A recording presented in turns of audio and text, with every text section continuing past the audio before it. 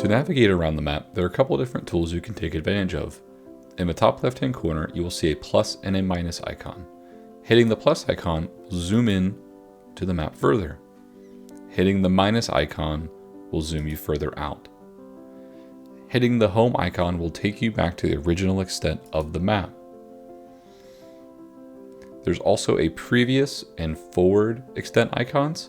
Clicking the previous extent will take me back to what I was originally looking at, and hitting the next extent will take me back to what I was looking at previously.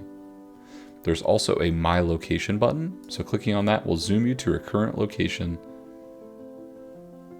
You can also change the extent or the rotation of the map by right-clicking on the mouse and dragging it to your desired orientation. You'll notice that the compass icon will change in direction and show you which way is facing north.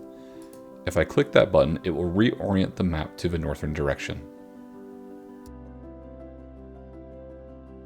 To use the Map Layers widget, select the widget in the top bar located in the map. Once it is open, you have a couple different options to rearrange the layers.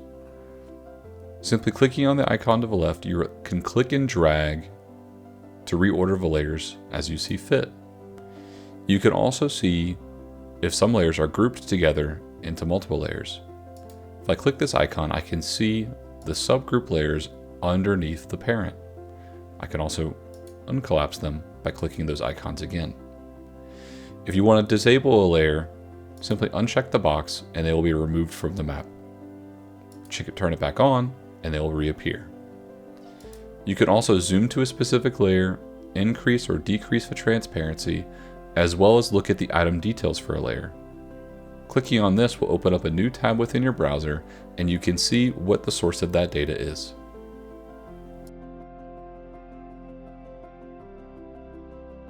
To use the Legend widget, click the icon located in the toolbar at the top. From here, you'll be able to see what the symbology means for specific layers. You can scroll down the list and see what symbol represents what layer.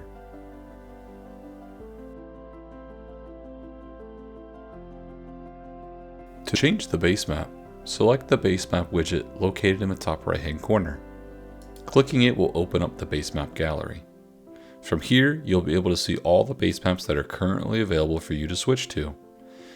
Note you'll see a wide variety of options to choose from, as well as historical images that you can view from previous years. So for example, if I wanted to look at imagery from 2020, I could simply click on that base map option and see the imagery available. There are also previous years available, as well as our own KYTC base map to choose from.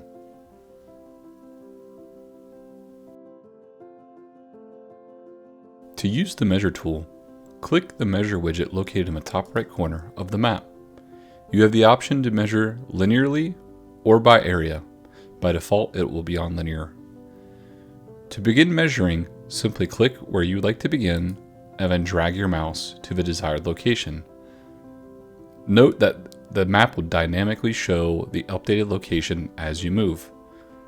To do a multi-part measure, simply click once and continue measuring along your desired section.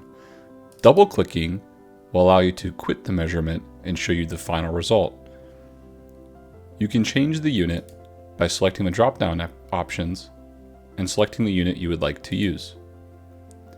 To start a new measurement, simply click the New Measurement button and begin the process again. Area measurements work the same way. Simply start by clicking once and clicking multiple times within the map area to get the desired result. Again, you can change the unit by clicking on the unit drop-down and changing to your desired result. To click a new measurement, simply click the New Measurement button.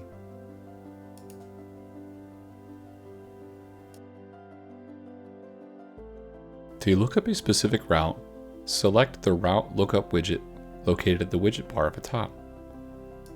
Clicking will open up a window where it will allow you to search for a specific route and mile point on the state network. Note you can go in any specific order that you'd like. So for example, if I want to start with county, I simply select the county I would like to look up, then select a prefix, and then select the route number I would like to view.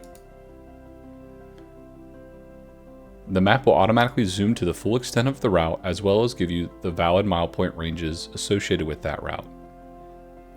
To look up a new route, simply hit the Clear All button and it will remove the selection from the map. Like I noted, you can go in any specific order. So for example, if I want to look at a specific number, I select the number and then it will show me all the available counties that route is valid for. Like before, it will zoom to that specific location and show you the valid mile point ranges. To clear the selection, click Clear All. You also have the option to search by a map click. This, you simply click on a specific route within the map extent. It will locate what the route number is and give you the valid mile point range. To clear that selection, simply click Clear All.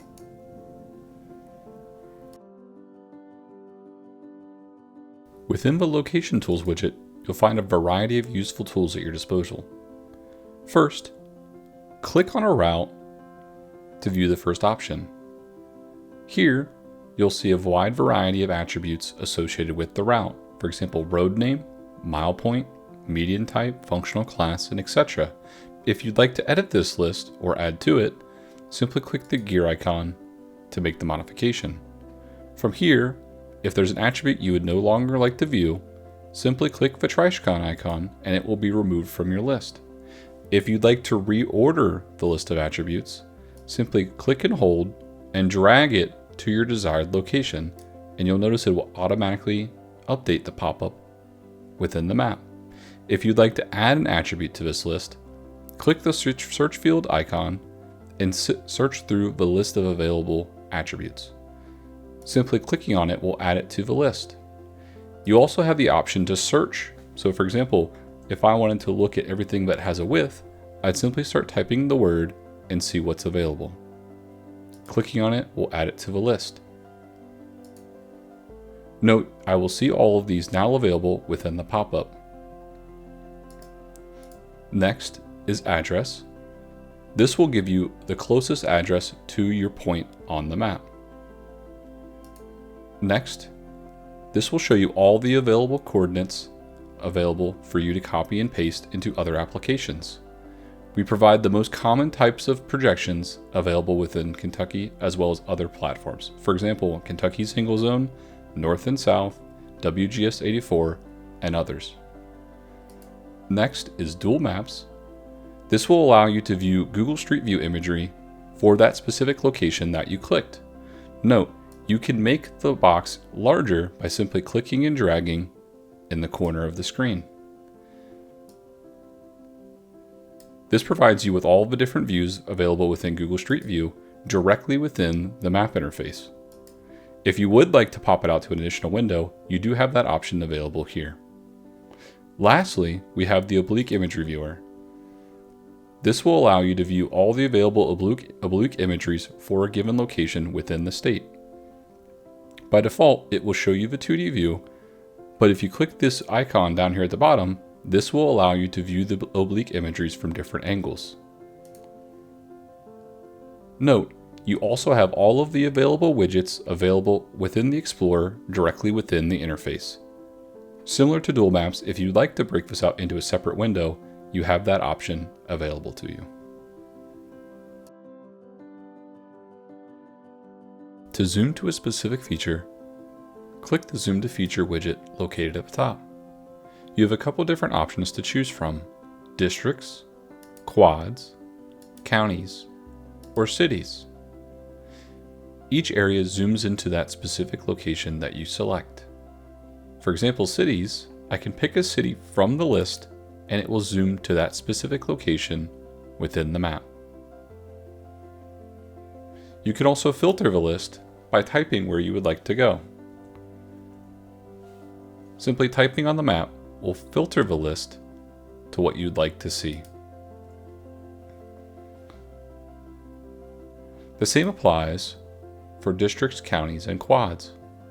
If I go to districts and select District 5, it will zoom to that extent and show me the footprint. To add datasets to the map, select the Add Data widget located at the top. From here, you'll have a couple different options to add to the map. You'll have a curated data list consuming of KYTC layers, Living Atlas, ArcGIS Online, the Department of Geographic Information, and emergency data. Each one of these will have different datasets based on the grouping. For example, in KYTC layers, if I start searching for traffic, I will see all of the available traffic related information. From here, I can click on a layer, click Done, and it's now within my Add Data panel. I can do a couple different options. I can set a filter, I can export data, and I can also add it to the map. Depending on my dataset and its extent of the data, it will zoom into that specific area. If I hit the plus icon, I'll go back and see the available options. You also can add in data from a URL with a variety of different formats. By default, it will be using an ArcGIS Server web service, but you can see you can pull in from a variety of different data sources. You can also add in files, for example, shapefile, CSVs, KML, etc. And you can simply upload the file here. To add additional elements to the map, select the Draw widget located in the top right. From here, you can add a wide variety of different elements to the map. For example, points, lines, or polygons. We'll start with points. From here, you'll have a wide variety of different categories to choose from, as well as symbols and colors from the different lists. You can change the size, as well as show different measurement options based on the geometry type. For points, it will show you the latitude and longitude in different formats. If I go back to lines, from here, the same applies. You can choose from different colors, lengths, and widths, as well as show the unit when drawing on the map. Simply start clicking and double click to end the line segment. The same applies for polygons, as well as it does for points and lines. You can clear the drawings by selecting the Clear All option located here, or you can individually select them with either a lasso tool or individual selection. To add text elements to the map, select the text widget located in the top right. From here, you can enter the text you would like to add to the map, as well as change the font style, color, and size, as well as adding bold, italics, or underscore. Simply clicking the button will give you a preview of what it would look like when added to the map. Once you've figured out what you want to type, simply clicking on the map will add it to the map interface. Clicking multiple times will place the same text in multiple locations. You could also modify the text and click additional times. If you'd like to select or remove certain elements, you have that option available to you. You can simply click once, or have different lasso tools to select the different elements within the map interface. From here, you can delete them one at a time or delete them all together at once. It will be prompted, are you sure you want to delete the selection? From here, you can select yes or no. To create a printable map, first zoom into the area that you would like to export. Make sure you zoom in to the correct scale and extent that you would like to create the PDF map for. Next, simply click the print widget located in the top right. From here, you'll have a couple different options to choose from. First would be the size and orientation of your printable export. By default, it'll be choose by 11.5 by 17 landscape. You then have the option to change the title as well as advanced options located here. Next, simply click print, and then it will generate a PDF export of your current extent. Under the Results tab, you'll be able to view all your printable exports. To share the map with others, click the Share widget located in the top right. From here, you have a couple different options. By default, you can copy the short URL, which will take you to the default extent of the map. If you uncheck this option, you'll notice that the extent is preserved within the URL. So if you share this with others, when they open it up on their side, it will zoom to whatever extent you are when you copy the link. At the bottom, you also have a couple of different options. You can embed, scan a QR code, send an email, or share with a variety of different social media platforms. There are a few different ways to access the Photolog images. First, we'll look at accessing them through the Route Lookup tool. First, select the route you would like to view the images for. Select the county, the prefix, the route number, and then the application will find and zoom into that specific location. You then can click the Open in Photolog button, and the application will grab the most recent images available for that location. Go ahead and minimize the box so you can take full advantage of the images. From here you have a couple different options to view. First, we'll hit the play button, and the application will start driving the route in the forward direction. Hitting pause will stop the driving, as well as you can go back to the beginning of the route, step back a frame, do a U-turn, or continue driving in that same direction. Looking over here, you can choose a couple different options. The application will automatically default to the most recent images available. However, you do have the option to go back in time and see what is currently available. If the images or text are in red, that is not an available option for you to choose from. You'll see in red and then also an X icon. If the images are available, you'll notice you'll be able to click on them from the drop-down. If multiple lanes are available, you also have that option available to you here. At the bottom, you'll also have a milepoint visualization tool. This will show you where you are on the route. Next will be the photo info associated with each image. This will show you the route information as well as the current milepoint, as well as a wide variety of other attributes. To modify this list, click the gear icon. From here, you can reorder, remove, or add additional attributes to the list. Lastly, if downward image is available, they will be shown here. You can also click on these to open them up in a full screen view. You also have the option to resize the images to make them smaller or larger, depending on what your needs are. To close this section, simply go back to the initial screen and click the Clear Section button. This will clear the route and go back to the default mapping interface. The other way you can view roadway images is by simply clicking on a route that has one of these bins available. Click on the area you'd like to view, and the application will again pull the most recent images available for that location, and then you can begin driving the route.